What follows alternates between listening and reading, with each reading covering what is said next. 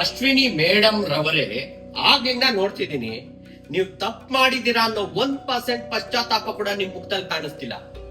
So ನಿಮ್ಗೊಂದು audio ಕೇಳಿಸ್ತೀನಿ, ಕೇಳಿಸ್ಕೊಳ್ಳಿ.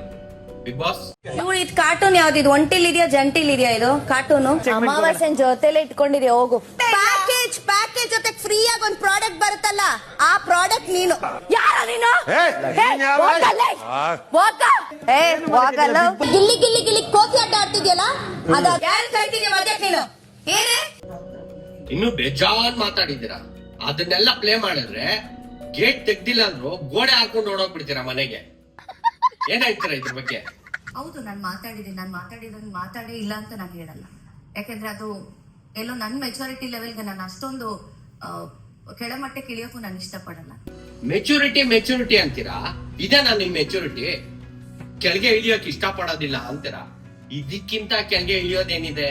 But ಇಲ್ಲಿ ರಘು ವಿಷಯ, ಗಿಲ್ಲಿ ವಿಷಯ ಅಂತ ಬಂದಾಗ್ಲೂ ಕೂಡ ಹೌದು, ನಾನು ಪ್ರವೋಕ್ ಆಗಿದ್ದೀನಿ. ಪ್ರವೋಕ್ ಮಾಡಿದ್ದಾರೆ. ಪ್ರವೋಕ್ ಮಾಡ್ದಾಗ್ಲೂ ನಾನು ರಿಯಾಕ್ಟ್ ಮಾಡಿದ್ದೀನಿ.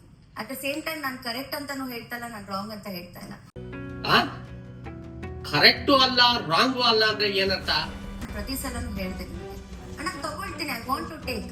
ಬಿಕಾಸ್ ನನ್ ತಪ್ಪು ಅವ್ರ ಸರಿನೋ ನನ್ ತಪ್ಪು ನನಗೆ ಗೊತ್ತಿಲ್ಲ, but I want to take it.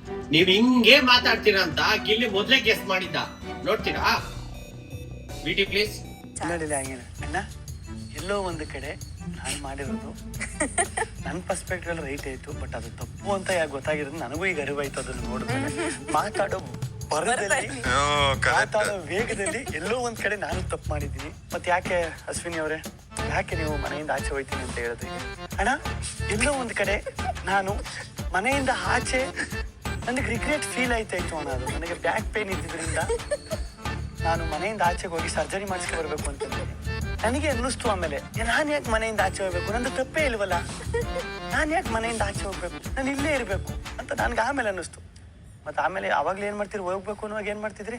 ಇಲ್ಲ ನಾನು ಎಲ್ಲೋ ಒಂದ್ ಕಡೆ ಮಾತಾಡೋ ಬರ್ದೆ ನಂಗೆ ಹೇಳ್ಬಿಟ್ಟೆ ನಾನು.